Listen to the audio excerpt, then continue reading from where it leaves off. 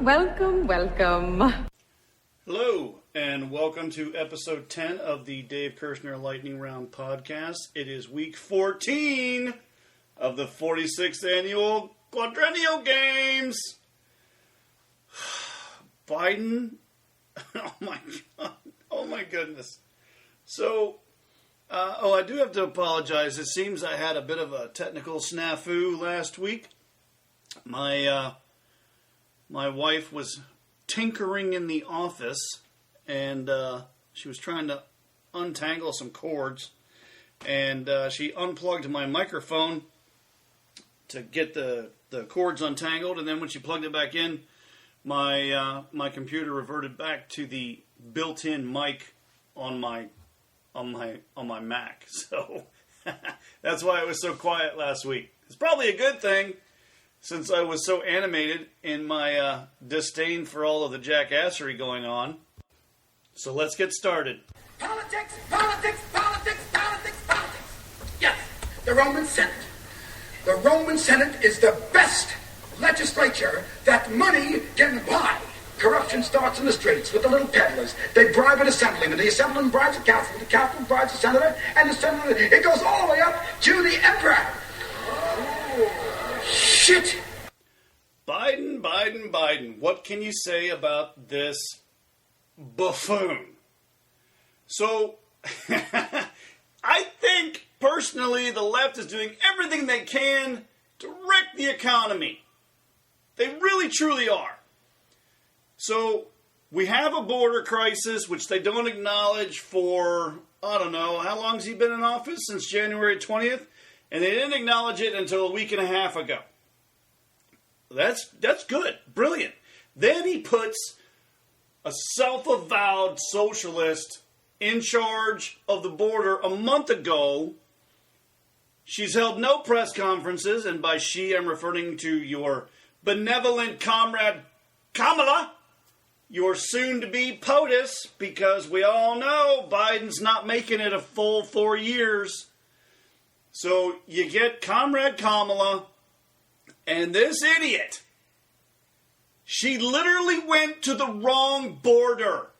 She's up in New Hampshire, on the border with Canada, presumably to start getting feedback for her presidential run in 2024.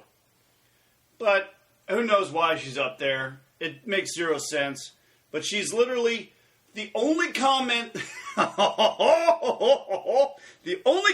that she's made about the border crisis is that the reason for the border crisis is because of climate change. Are you kidding me? Does she not own an atlas? Has she never taken a geography class?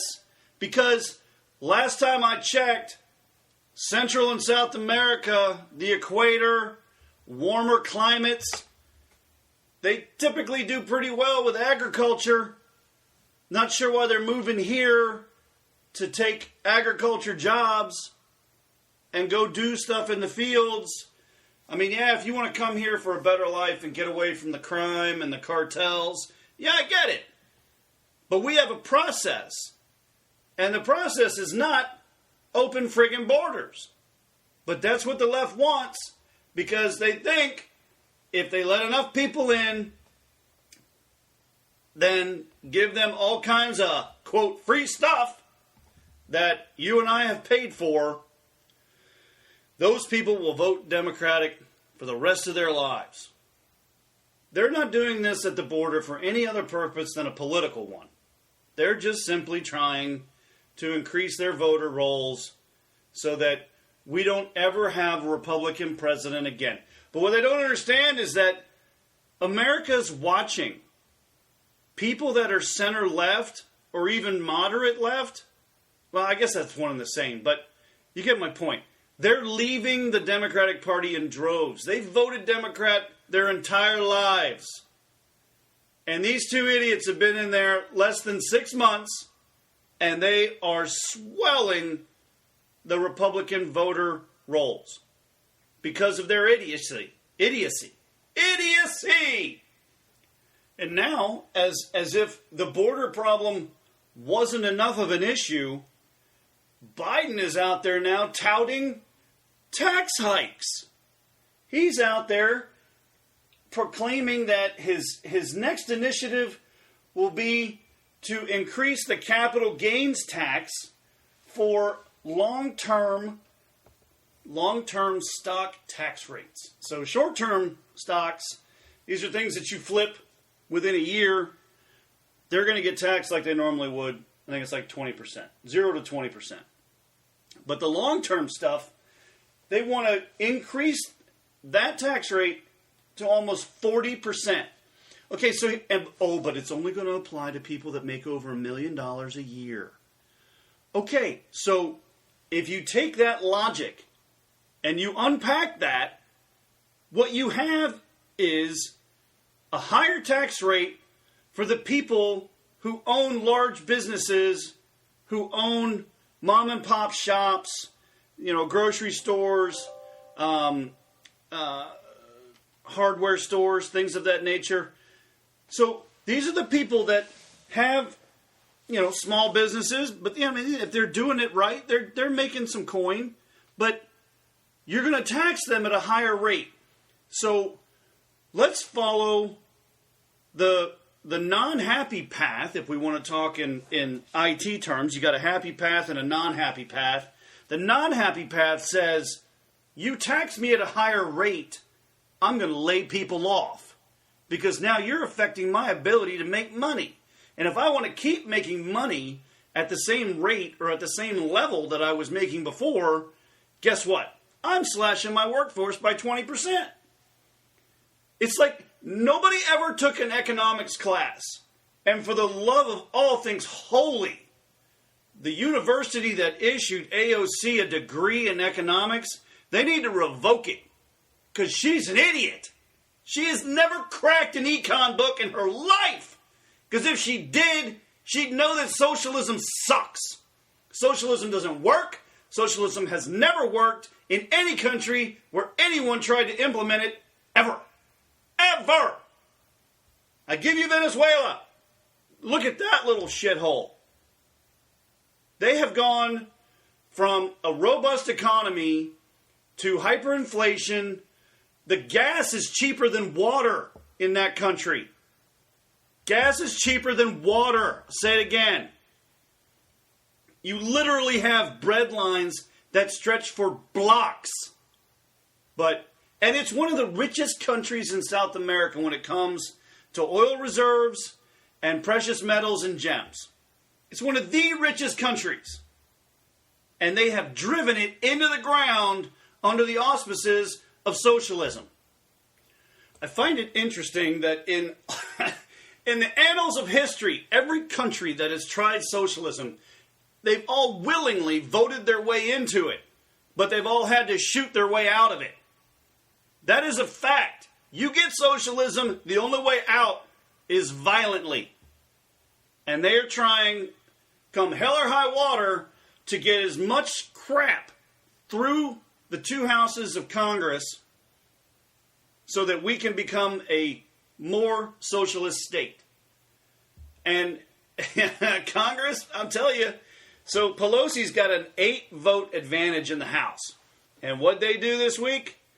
They went and they said Washington, D.C. should be represented equally in Congress. Taxation without representation. Well, here's the problem. It's illegal by the standard of the Constitution.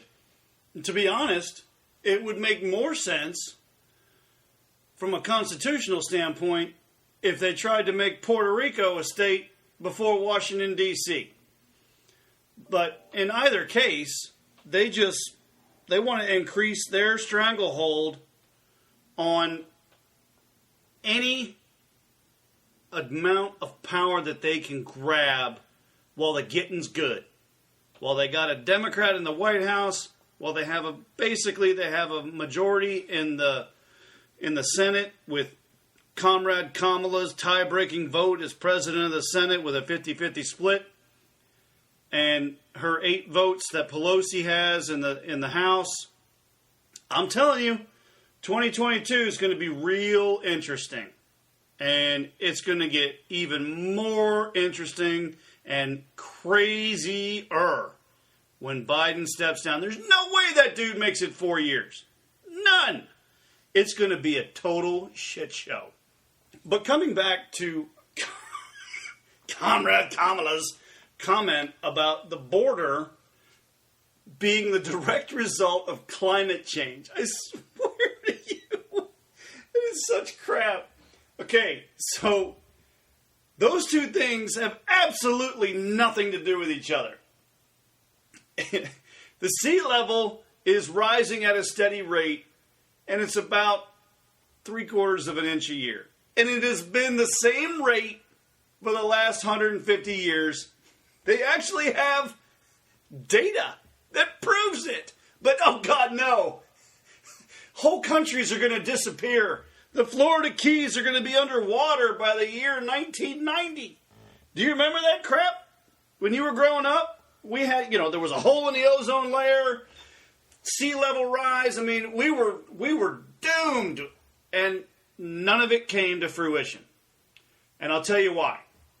So, when I was in, my company sent me back to school to work on an environmental science associate's degree because we had a client that wanted somebody with product knowledge and industry knowledge.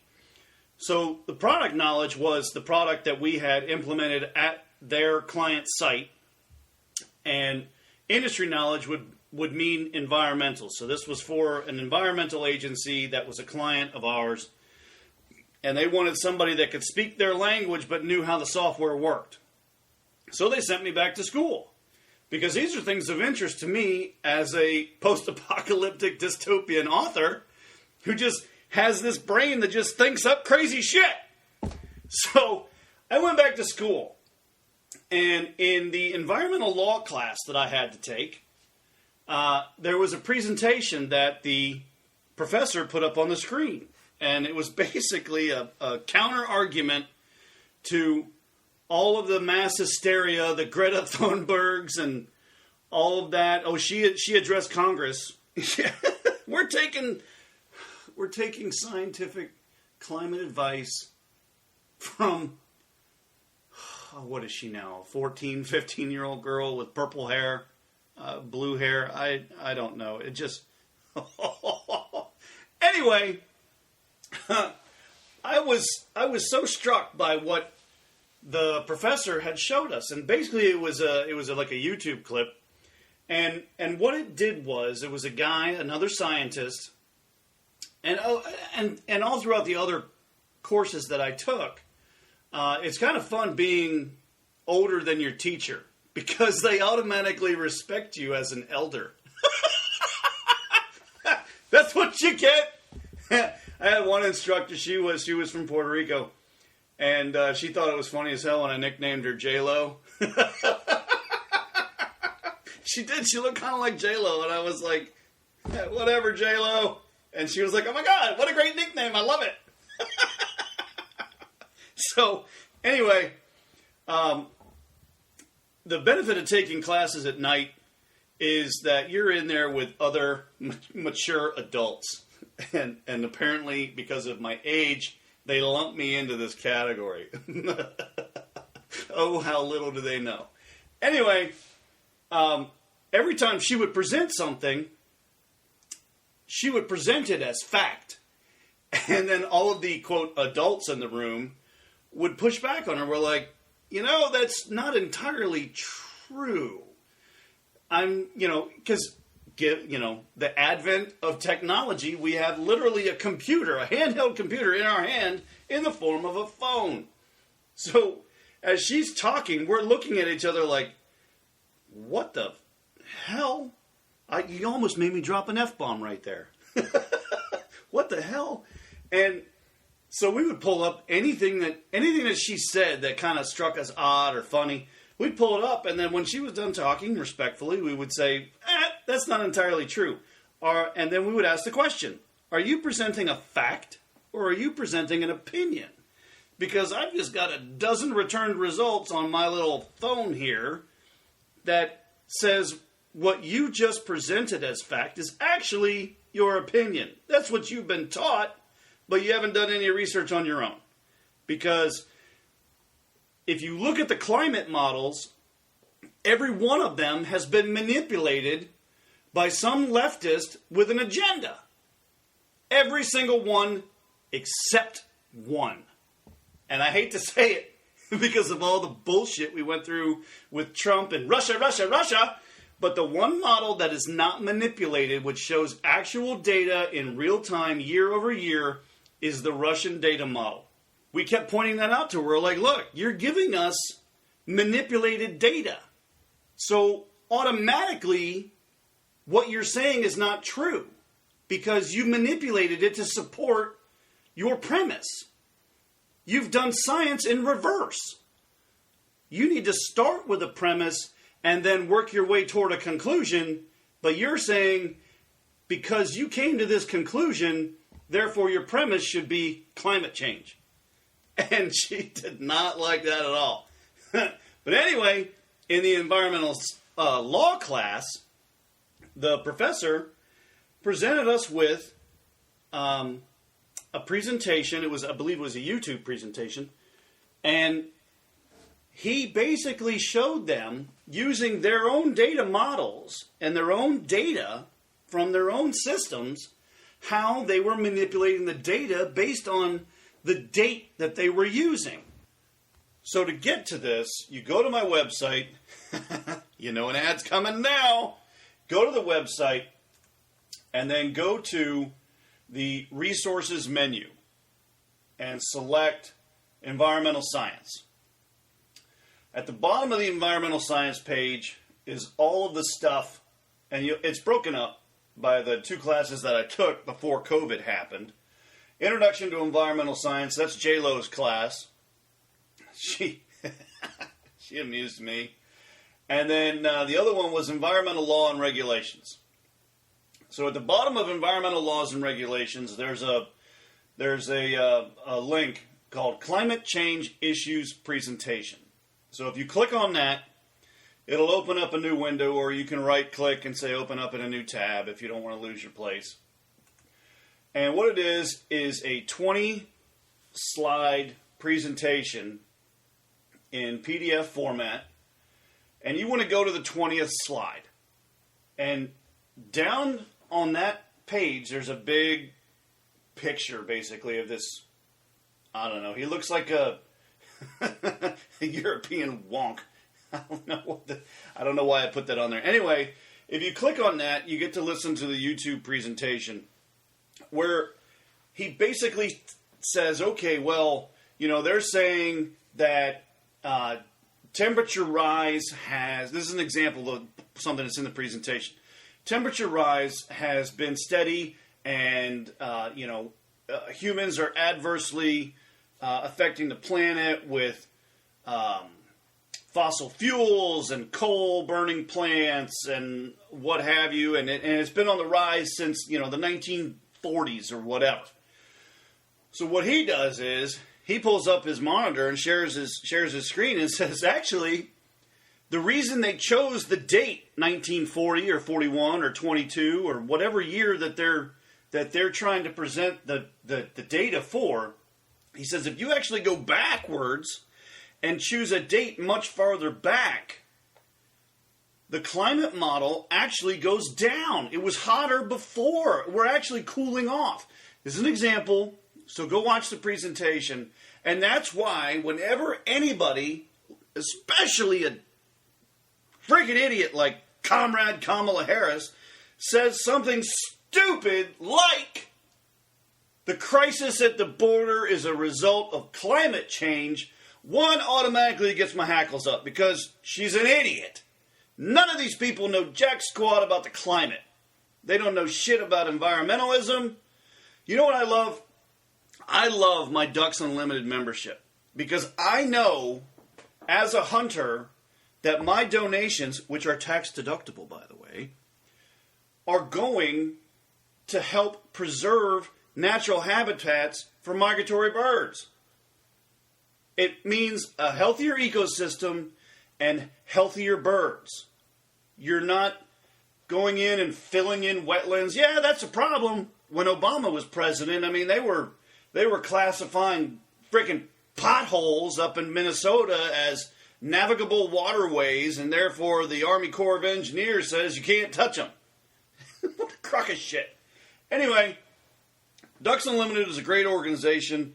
I recommend them highly. I've taken some friends of mine to the Ducks Unlimited banquets. All of your donations go toward preserving wetlands and ecosystems.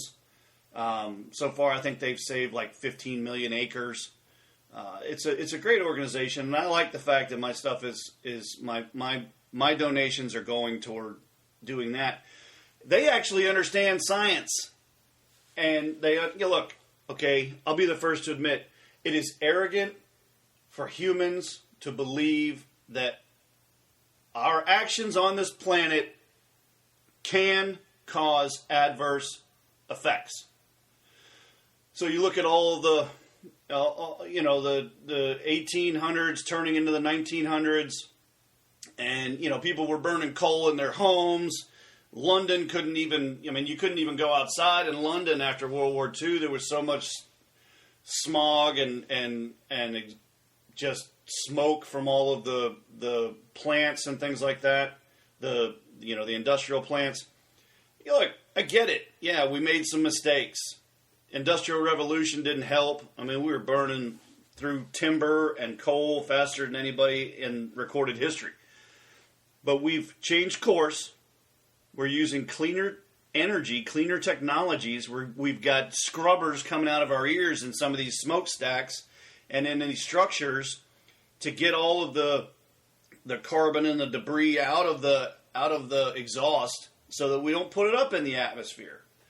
But no, they don't. Nope. Climate change. I mean, it just is unbelievable. So go check out this presentation. Like I said, it's on the website under the environmental science option there on the resources tab. And you'll actually learn a lot. So you'll actually become very cynical when you're done watching it because it'll really piss you off to see how they're manipulating the data. But if you use unmolested data like the Russian model and you use data without date manipulation, the planet is actually getting healthier. It's getting better. But they don't want to tell you that because they got an agenda. And the scientists don't want to admit any of that because the minute they do, they lose their funding and they lose their cushy university jobs. And they don't want that. So that's why they manipulate the data. That's why they slide that bar back and forth until they find the right date to start their supposed model to support their conclusion, which is climate change is killing us, the planet is dying, and all of that other hokum. And now we pause for some shameless self-promotion. Do you want to know more about what makes me tick? Then go to my website at davidjkershner.com and read about my latest adventures on the blog, discover what books and websites I recommend, download my research white papers, find the latest episode of the podcast, and discover more recipes that were not in my Just a Small Gathering book. Or perhaps you want to contact me for advice, ask a question, or make a suggestion, then go to the contact page of my website at davidjkershner.com. Best of all, everything is free. Now back to the show. Okay, and there's one more thing I wanted to cover, and that's a continuation of last week's conversation about police shootings. So we had one here in Ohio, just down the road in Columbus, where a girl was attacking a neighbor or somebody else, friend, I don't know. She was attacking them with a knife. The cop is standing right there, trying to defuse the situation. The girl comes out from behind the car and tackles the other girl and tries to stab her with a knife. The cop grabs a hold of her, and he's yelling, "Whoa, whoa, whoa, knock it off, stop, stop." The girl gets away from the cop and then charges a different girl who's now pinned up against the side of a car. She's got the knife in her hand. She's about to plunge it into her body. The cop is faced with no other choice but to shoot her. She dies. It's tragic and it's unfortunate, but that's what happened. And cue the left outrage. Some idiot actually said, well, why didn't he just, shoot her in the leg? Why didn't he, shoot her in the arm or something? Do you guys have any idea?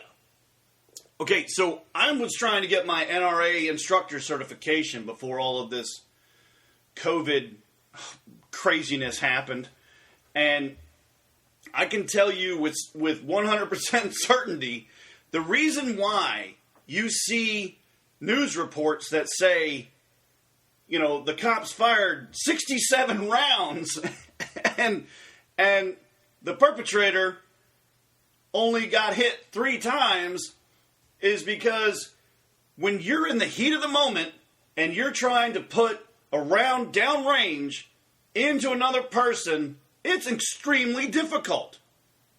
I mean, I'm shooting at paper targets. And as part of the instructor training, I got to put 20 rounds downrange. I can put them in groups of 5 or I can put them in group of 10. But I've got a target that's maybe 3 inches in diameter. And I can't have more than a 2-inch spread among any 2 bullets that go into a particular target. That's hard. And I'm doing it from 15 feet away. You would think 15 feet.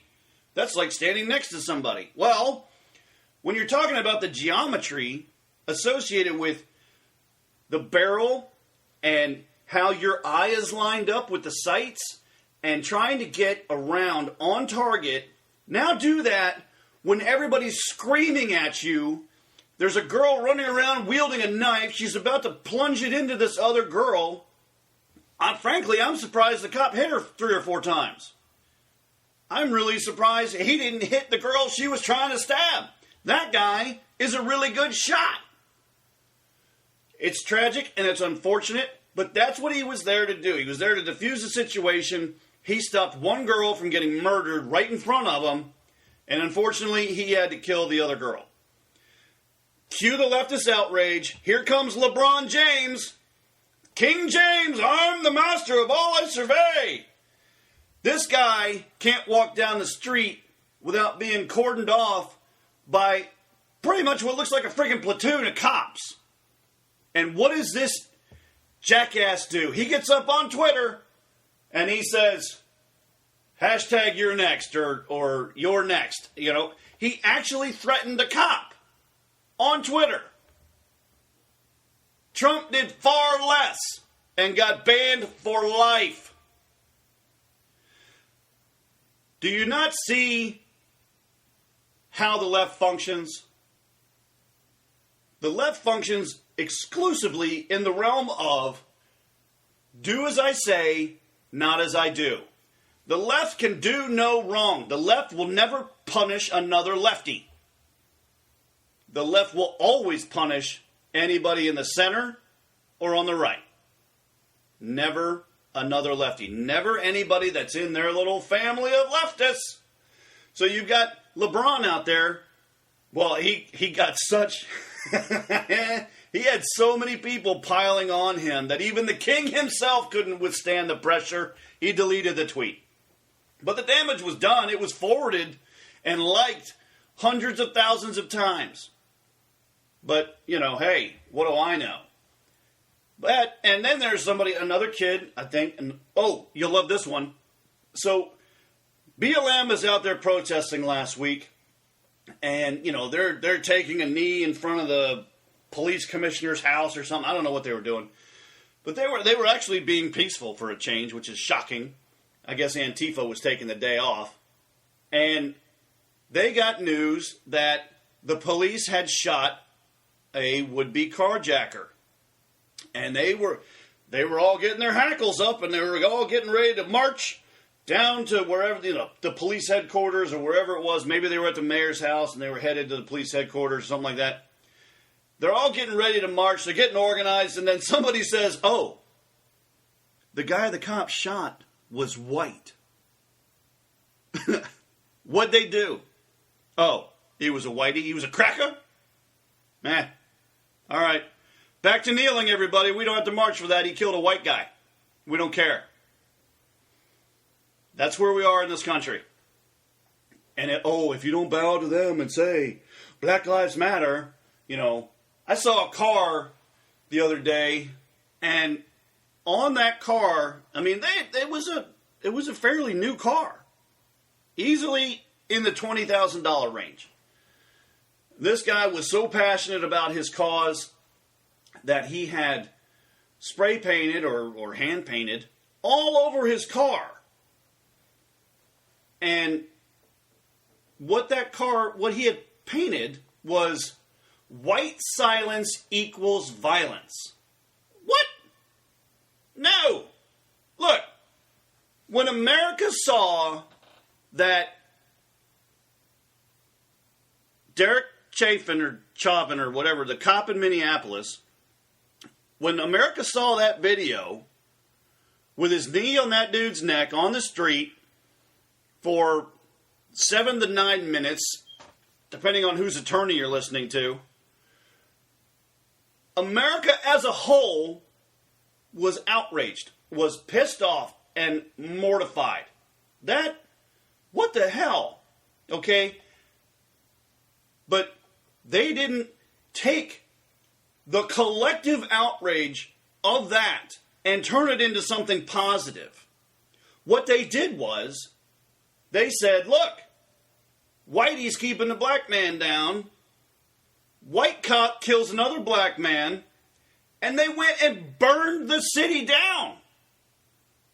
They went crazy. Instead of thinking through how this tragedy could be something useful to bring about real, tangible police reform and tactics and training, I don't think any single police force in the country has trained their cadets and future police officers in submission holds that last 7 to 9 minutes on a man who's already cuffed and on the ground, but by putting your knee in his neck. All right? I don't think anybody's been trained to do that. That was done out of malice, in my opinion. And I think it was way over the line. He was subdued. The guy wasn't going anywhere. You could have picked him up after 2 or 3 minutes and put him in the squad car. Yes, I understand he was on meth. I get it. But he wasn't doing anything but laying on the ground for 7 to 9 minutes. You could have picked him up at well before the time of death.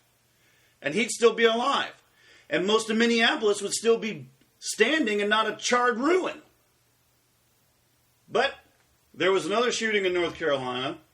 And of course, they don't want to talk about the facts of that case. So, Antifa and BLM are on their way there now, I'm sure. This has got to end, man. And it's not defund the police. Because here's what cities have done. They said, cops are bad. And we're going to have social workers. Oh, my goodness. I saw an article where some idiot leftist on some news channel said, well, that whole situation down in Columbus, Ohio, that could have been diffused by a social worker. Social workers are not equipped or trained to deal with hormonally challenged, knife-wielding teenagers bent on killing somebody. They're there to listen, how do you feel? How does that make you feel? Well, let's talk about some classes that we can take to work on these anger issues. No, that girl would have knifed the social worker. But it's well beyond the point of getting out of control. And I just don't see how the left whether it's a political entity or an organization like BLM, well, it is not, or Antifa is not an organization, it's just a thought, according to our benevolent little dictator Biden. It's just an idea. Antifa is just an idea. No! They're club-wielding loons who don't like anything. They're into anarchy, that's it. And the thing that cracks me up about Antifa is their actual name means anti-fascist, but their very premise behind the things that they do are in fact fascist. They are Hitler's brown shirts. Kristallnacht, that's Antifa. Anybody that doesn't agree with them, anybody that doesn't toe the party line, gets beaten by a 2x4, gets beaten by a club, gets their business burned down, gets looted, windows broken, inventory stolen. They are Hitler's brown shirts. Period. But, I don't know. That's enough of that. So, I was checking out my stocks, and everybody's made money. All of my stock picks, they're all making money. They're all in the green, except for 3, and all 3 of them are tied to Europe.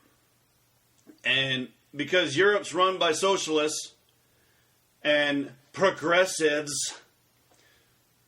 they're going to waffle until they inoculate most of the European continent. Really, the one that's screwing me is Credit Suisse, the USOI ticker symbol. That one's screwing me the most. The other one is Tzakos. It's a Greek shipping company. So they until they inoculate most of the European continent, I'm going to be in the red on those for a while, I think. And Biden's tax hikes, they're not going to do anything except make the market tank. And, you know, Senator Scott from South Carolina, he went on there and he was being interviewed, and he said 2021, the American economy is primed to come roaring back. But here's the problem. You have Biden in the White House. I think somebody's literally standing next to the wall, spinning a dartboard like a game show, and Kamala's just chucking darts at it to see what crazy, dumbass idea they can come up with next. I hope Senator Scott is right. I really do. I hope the American economy comes back. But if it does, it'll be in spite of Biden and Harris and their idiotic policies and executive orders. It'll come back because the American people are sick of their shit. It'll come back because Americans are going to start just doing whatever the hell they want. They're going to go back to being Americans.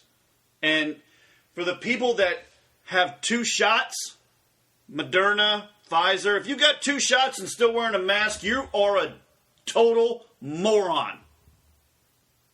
You don't need to wear the mask anymore.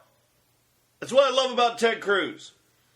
And truth be told, in 2016, Ted Cruz was my guy. I wanted him in the White House. I like him. I like Marco Rubio too. I really do. I think they're good. I think that as a political party, the Republican Party needs to be embracing younger candidates. I was truly shocked that Trump won the primaries and was the nominee in 2016. Truly shocked. So, I don't know. But Americans are getting sick of all of the lockdowns. The governor of Michigan, she can do no right. She's taking secret trips to Florida for vacation because she wants to get the hell out of Michigan. Because it's cold up there. It's cold. Winter is like 6-7 months up there. Okay?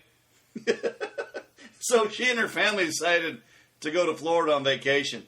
But they tried to keep it a secret.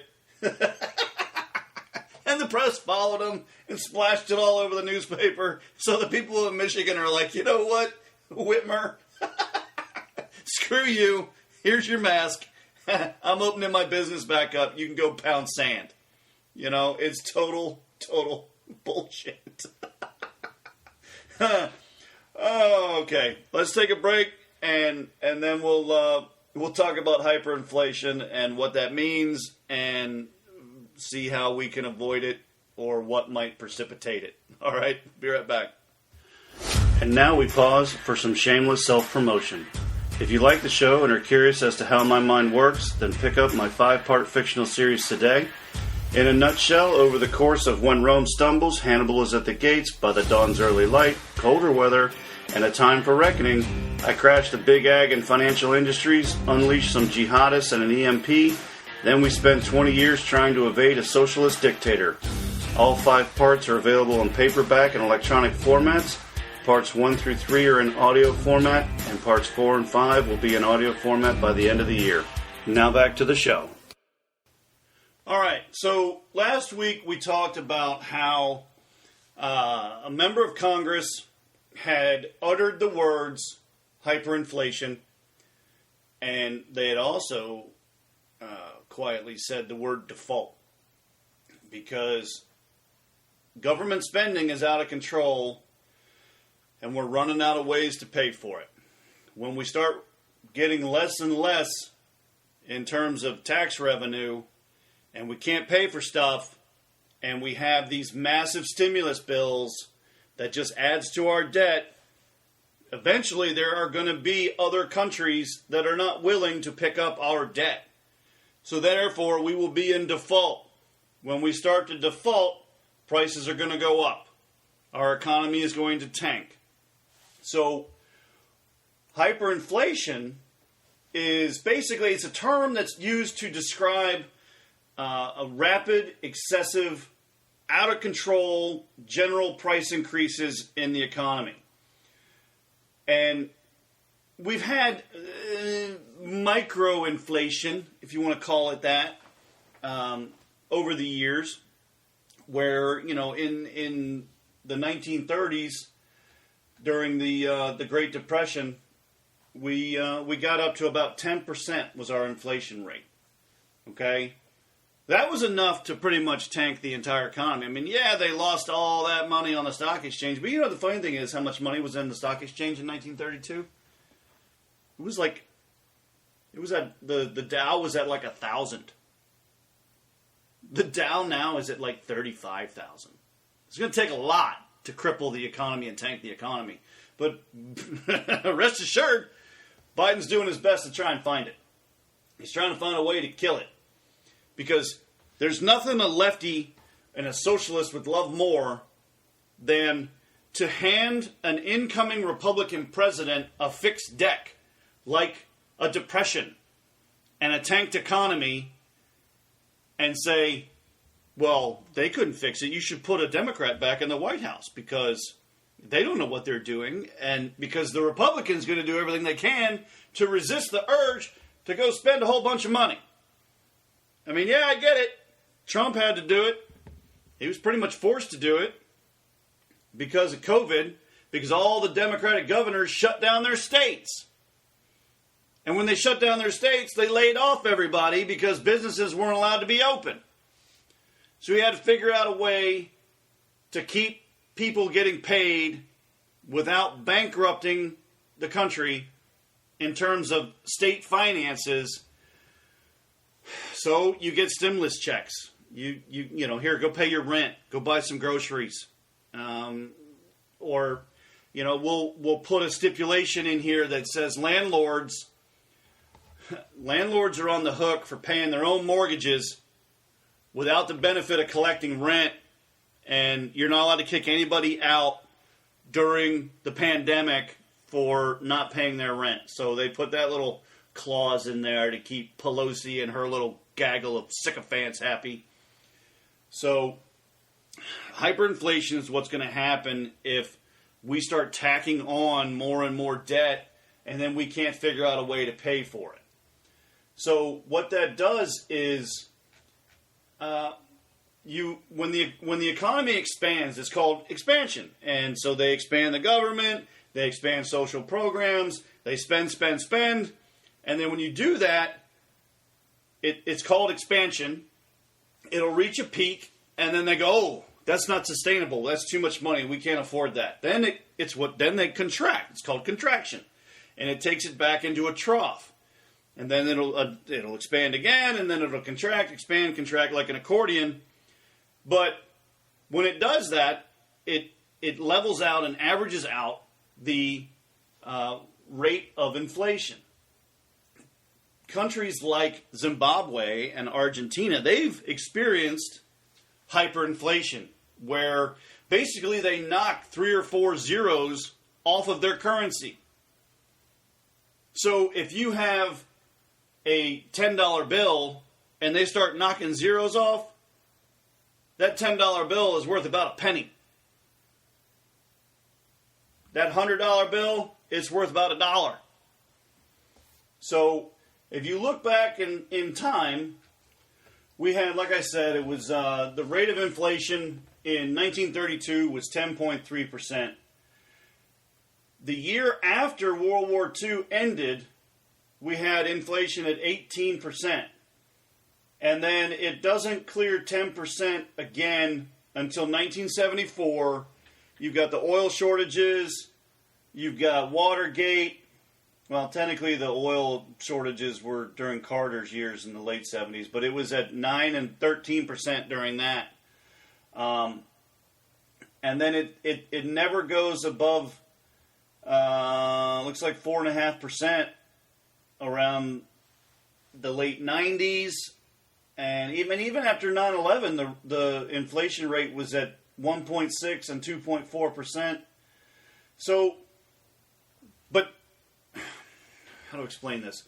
The reason that the American inflation rate has stayed artificially low is because the Fed is printing money 24 hours a day, 7 days a week. They're flooding the economy with cash. So there are two main causes for inflation. So you have a cost push and a demand pull. A cost push is when the price of manufacturing goes up. So that's raw materials, that's labor, things like that. So that will, the manufacturer says, oh, well, steel costs me 10, 15, 20% more. My workers unionized, and that cost me another 10, 25%. So the cost of the manufacturing went up, therefore the price of the finished product went up. That's called a cost push. And the other one is a demand pull. So a demand pull is when supply is limited compared to the demand. So there's more demand for the product, but there's not enough product. Therefore, until more product shows up, that product gets more expensive. It pulls prices higher. That's why it's called a demand pull. That's just normal inflation, okay? Hyperinflation is caused by two primary things as well. The first one is an increase in the money supply, which is not supported by economic growth. Therefore, inflation goes up. So what that means is, because the Fed is printing a shit ton of money, but the states have locked down all of the people and nobody's working, you already have step one of hyperinflation in this country. We have too much money, not enough workers. Okay? And the second one is a demand pull inflation, in which demand outstrips supply. But both of these things are linked because they overload the demand side of the supply-demand equation. Now we're going to, there's a little bit of history there. So the Weimar Republic, they went through this in 1923. This is kind of what gave rise to Hitler and the Nazis. The government injected so much money into the economy that hyperinflation resulted. And the demand pull inflation effect happens primarily because people have more money, creating a willingness to pay higher prices, which increases demand. It seems illogical, but that's economy, or that's economics, and that's kind of how it works. So, but hyperinflation is very, very rare. And it can have fatal, catastrophic effects on a nation's economy. And that's where we're headed, because we've got stimulus checks going out to people that are still employed, picking up paychecks because we're working remotely. I didn't get a stimulus check because of the way that they configured who was eligible for the check. I make too much money. Through all of my various exploits, based off of my tax return, I was above their threshold, their cutoff. So they basically had two. One was, if you make X or less, then you get a stimulus check in full. If you make between X and Y, then we're going to prorate it. But once you clear Y, you don't get a check. Well, I was above Y. But because we're married filing separately, because we get reamed on taxes if we're married filing jointly, my wife, she was below X. So she got a check. And on her taxes, she claims the two girls, my two daughters. I take all of the donations. I take all of the cash donations, the material donations like the Goodwill. I take all of the mortgage interest, all of that crap. I take all of that into my taxes, and my wife takes the girls. And it's about even. That way we kind of come out. What you're trying to do is hit zero. So, but every year, because of the way we split it up, I've tried moving things around. Anyway, long story short, she and the girls qualified for a stimulus check. I did not. But both of us were still employed throughout the entire pandemic. So now, if you look at that demand pull, we fit that category. And so did a lot of people in the country, because they were still pulling paychecks because they were able to work remotely, or they were considered an essential business or an essential worker. So you got a stimulus check and you got a paycheck. So what'd you do with your stimulus check? Well, a lot of people went and bought a gun because of BLM and Antifa and the ongoing riots in every frickin' city over every little frickin' thing. So you have part of that, okay? So you've actually, this country's already got both of them, but we don't have enough of both to cause hyperinflation. So what does hyperinflation mean to you when it comes to cost? So let's, I'll give you an example. So if America hits hyperinflation of 1,000%, that's just for whole number's sake, in 2020, a cup of coffee, I don't know where the hell they got this chart, but they said a cup of coffee is $2. Well, that's crap. Let's go to a different one. A gallon of milk was $3.50. $3.50. With 1,000% in hyperinflation, you just slide that decimal point on over, and now that gallon of milk is $38.50. That's hyperinflation. That's what that looks like. That's going to put a lot of people out of work. That's going to make a lot of people really angry, and that might be one of the precipitating factors that leads to a second civil war in this country. Because Americans, by and large, they love a good fight, and they love an underdog, and they are not going to put up with this crap. That actually sounded a little bit like one of Patton's speeches. So that's what hyperinflation is. That's kind of how it works. It's a cost push, meaning manufacturing costs went up, therefore the price of goods went up, and a demand pull, like ammo. So the price of ammo is going up because you can't find the ammo. So the people that do have the ammo are charging more and more for it because the manufacturers, like Remington, for example, they can't keep up with demand. So you get the cost push, you get the demand pull, you get enough of it, you get hyperinflation. And that's it. That's the show for this week. I hope you've enjoyed it. I hope you've learned a little something about hyperinflation and how to keep an eye on that.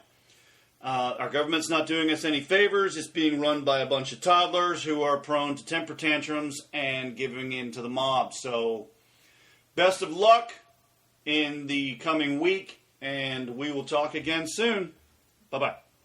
Happy Hunger Games! And may the odds be ever in your favor.